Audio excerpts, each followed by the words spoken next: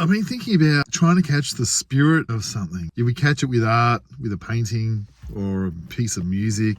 I'd felt that spirit a lot as a kid, and then it started to fade. And I remember feeling it, a big surge of it, when I was walking through an old cemetery garden. I could feel this amazing beauty in this garden, and I wasn't sure if I was just making it up or I was imagining it. And I had a Polaroid camera at the time, so I took a photo of the garden thinking maybe I could catch the spirit in this photo. And I held on to that photo for a long time. And it's sort of had it, but not really. It's sort of, it's just like this hollow, it's like throwing a sheet over a ghost, and eventually the sheet just crumples to the floor and it's a sheet. Or it's like trying to catch the beauty of a cat by writing the word cat, C-A-T. It's just like this hollow nothing. And so for a long time I had these feelings like this, there's a spirit, you can feel the spirit of something in this. Or in the spirit of a lot of music, you can feel that. Not so much with books and art, sometimes with books and art, but not as much as music. Music is pure spirit. A lot of the time, you can feel it more often than you can't. But I always wondered, like, these moments of where you felt something, a presence in the air. I felt them a lot early on in life, and they fade, and they're not as much. They don't appear as much the older I get. And I'm lucky when they turn up. But that's, for me, is the essence of writing or art or anything. Feeling that spirit and then trying to find the means to temporarily catch it in a box of words or music or whatever. And I feel like my box making, aka my craft of writing or whatever, is getting better. But my ability to feel the spirit I can feel that disappearing. A lot of the time I'm going on memory of the spirit, while my ability to catch it or create a box for it is getting better. So it's this weird, what the spirit disappears, but the ability to catch it gets stronger. And so it's something that I'm still working it out. I was also thinking that to feel that spirit or that presence, that automatically makes you an artist. You just haven't worked out the tools to catch it or create a house for it to live in yet. But it lives in you because you felt it, and that makes you an artist immediately. And I knew that at the age of 20. I knew if I can feel this is that's the source. That's the source of art. I just didn't have the tools to create a home for it to live. Until then, it had just to live in me. And I love that. But also I wanted to share it. But yeah, when you feel that, that's the source. That doesn't have words, or it's just nameless. And that's the beautiful stuff. I have said in the past, like the magician's true trick is to catch the spirit of awe in the audience's eyes, because the magician knows how the thing's done. Boring to the magician.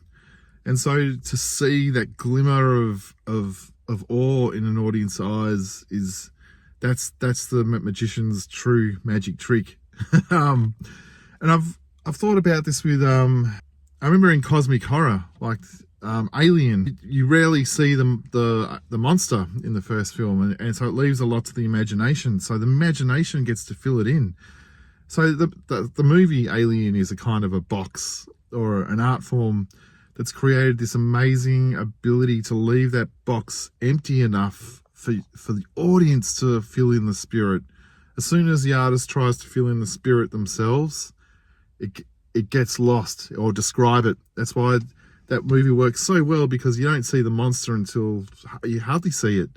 You see it in the last couple of minutes or whatever, and by then you've already filled it in enough of your imagination to feel something, to feel that presence. And I've read about Cosmic Horror and how the best way to show it is through the reaction to it. The reaction, like audience eyes going, what? Rather than showing the thing itself, which goes back to the magician's trick, which I've written about. Creating a place for the spirit to arrive is the best kind of art. It's left, there's a space left for it to visit, almost like art is like a ghost trap. And my favorite art, and it leaves just enough out for the ghost to sit in sometimes, and the audience to feel it, or the artist to feel it as well. And my problem is, for a lot of my life of making art or writing, is I'd always fill that in. I'd fill that little space in, and I've described it. It's all there. It's nothing to see here. Go home. But it's that weird confidence to leave it blank that I still struggle with. Like, I remember an old poet once said to me, he was like 70, he said, when you're writing your poetry, Darby, take off the last stanza. Just take off the last sentence of that poem, and then it's perfect. And it's so true.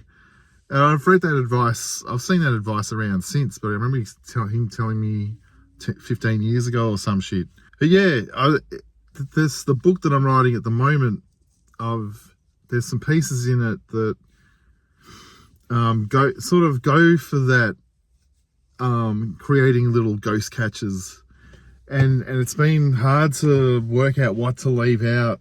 The problem is with leaving a space for the ghost to arrive. Not everyone's going to see that ghost when they read the book on the first time, but they might find it on the second time or the third time. And so that's the problem with marketing a book, where people just want to give it to me straight away. It's there. It's appeared, rather than a book that can be reread and then the thing arrives at a later stage. So because my books are mostly marketed through social media, there's no time for a ghost or that spirit to arrive. So yeah, I have talked about this in previous episodes, where it's like creating a book that's balanced to be able to sell on social media, and for a book that can also be reread, and where a spirit might or might not appear. That's the hard, weird balance of trying to catch those two things at once. And it kind of feels partly feels like it's kind of a cynical exercise. Really, I should just write a book that I love, but I'm also taking into consideration the balance of the two pieces that need to work together in this and share the same space in the same book to be able to bring something. I don't feel bad about it. That's an art form in itself. Like, I always consider when people go, "Oh, marketing, it's got nothing to do with art." I think that's crap. I think marketing is an art, a piece of art by existing. If someone else sees it, that's a piece of marketing. So technically, I think words can really confuse what's art or what isn't. I don't know.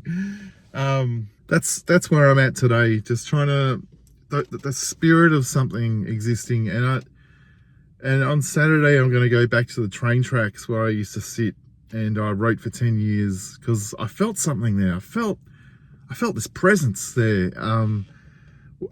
After I'd got home from work, I was exhausted, I was tired, and almost because I went to work and listened to bullshit all day, and then I was so tired that I was able to sit down on the train tracks, and I was so tired that I could feel it better. I swear, by being tired and exhausted from the fakery of the world, almost lets your defenses down to be able to experience the spirit more cleanly, more clearly.